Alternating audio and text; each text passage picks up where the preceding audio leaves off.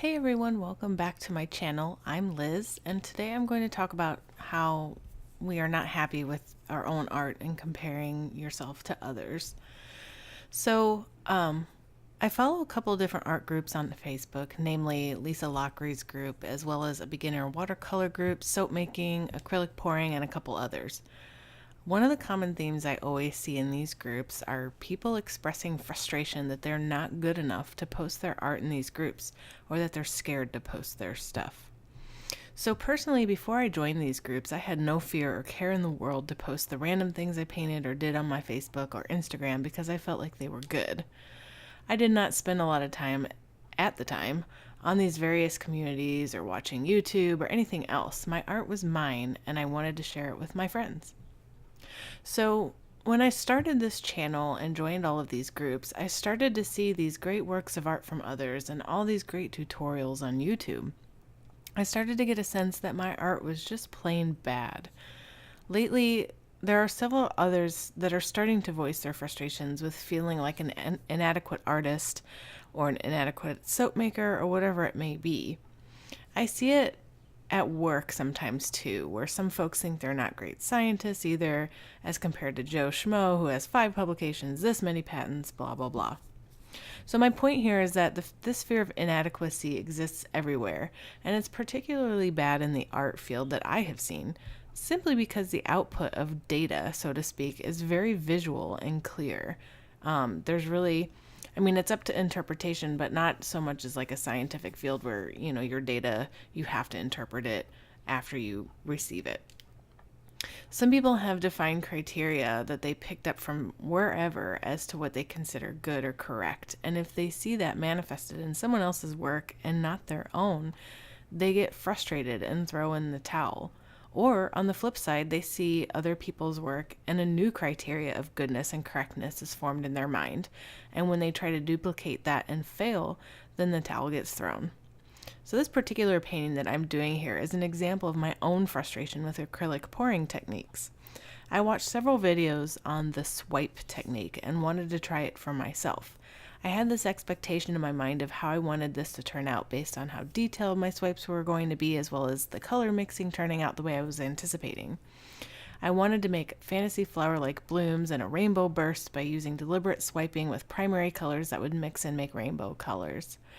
Clearly, this is not what I got, and midway through my painting, I was in essence throwing in the towel and just putting random swipes in and covering the canvas. Another thing I didn't want to do. So I dried my piece over about a week and thought about what in the heck was I going to do with this. It didn't match anything of mine at home, so I didn't want to hang it up. There were weird streaks going through it that I hated. I mean, you get the point. So instead of scrapping this canvas with perfectly good paint on it, I decided I had to transform it. So I had to mentally tell myself that this is not the fantasy flower piece that you will create someday. It's the acrylic pour/swipe that is going to become a visually interesting form. So when I was able to put away my thoughts of fantasy flowers and rainbow colors, I tried to envision what I wanted to turn this into while covering the parts I hated, keeping the colors congruent and making something interesting. So I'll be the first to admit I am not the best artist. I'm not the best drawer or painter, sculptor, soap maker, or even scientist, but I know what I am and I know what I'm not. I knew that I had an interest in trees. I've always had an interest in trees, and I actually didn't realize it until recently, really. I look back on some of my old sketches and drawings and noticed that I drew a lot of trees. It just seemed to be kind of a theme that I saw. So I was going to make a blue, red, and yellow tree. Fortunately, there was somewhat of a gradient to this pour where I could make the branches the lightest part. So this is where I got to work transforming my crappy pour. So I want to mention though that even though I thought the pour was crappy, someone else would have been fascinated with it. The difference is that I had an expectation prior to creating it, whereas the spectator did not. So I ended up gifting this painting to a friend who was very happy with it, at least to my face anyway. But either way, when I put my expectation aside and created something new and unexpected, I was able to make something that thrilled myself as well as others. So with that being said, to address the folks that are just getting into art, or any trade for that matter, understand that the work you strive to create takes practice. Don't hesitate to look to others for good tips and techniques, but at the same time understand that they went through the same process of practicing, gathering information and techniques, and maybe more to get where they're at. Don't be afraid to show your work, and don't be afraid to receive constructive feedback. Take feedback as an opportunity to build your foundation to the place you want to be. So I believe that some people are more receptive to certain talents, as it were, but everything takes practice. My family thinks I'm the smartest person they know because I'm a scientist, but I guarantee I'm not. I do look back on what I knew back when I was younger to what I know now, and there's a giant chasm between them. I worked hard to have this knowledge base that I have, essentially through reading articles, learning techniques, shadowing other scientists, and straight up doing my job to be where I am now. So the same can be said of being an artist. As long as you don't throw in the towel just because you see someone that you perceive as better. Instead, look at their artwork or their science techniques and strive to be there someday. And it could take years. My scientific life has taken 20 years to be where I am, and I still think I can be more. The trick is to not beat yourself up over it. Do I think my art sucks? At times, absolutely. In my mind, realism is such fascinating art, but I just can't do it right now. And I understand that limitation, but maybe someday. In the meantime, I'll just do tutorials, practice drawing, learn more perspective, and whatever else I need to do to get there. For the folks that post on these groups saying that they're going to quit the group because they're not good enough, or the people that stop following others because it apparently highlights their own perceived inadequacy, I highly recommend just not doing that. This is so much easier said than done, and I realize that, but I personally am coming back into my own. And it took me a couple months between not thinking that my stuff was bad to now to come full circle and stop caring or frustrating myself into achieving the unachievable. So if you take a tutorial, you'll realize that the techniques are not as hard as you think they are.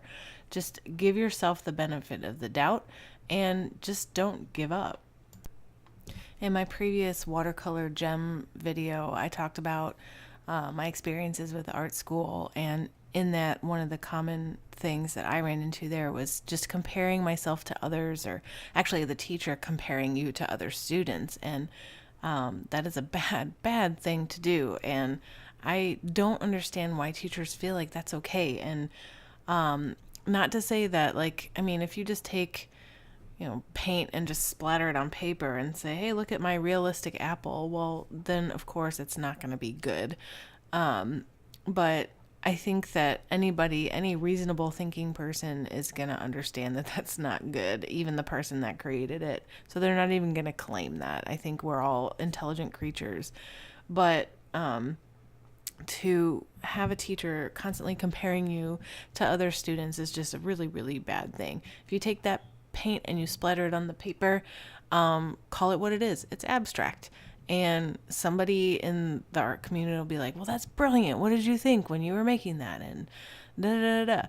So you have to know what genre, I guess. I don't know what to call it, but you have to know where your art lies. For my scientific stuff, my scientific knowledge is pretty much bracketed around biochemistry. I know biology, I know chemistry, and I know physics, but not to the degree that I know biochemistry, and it never will be that way. And I understand that. So just know who you are and know what you're not. And if you have a certain place you want to be, like my sad example is like, what if I want to be this great physicist?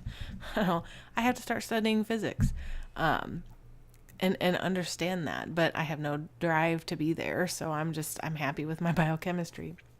And as far as art is concerned, if you want to be a good realist artist, start looking to people that are realism painters or drawers or whatever, and glean from that. Don't just be like, I'm not good enough, and just throw in the towel after like a week of practice, because it's not going to happen.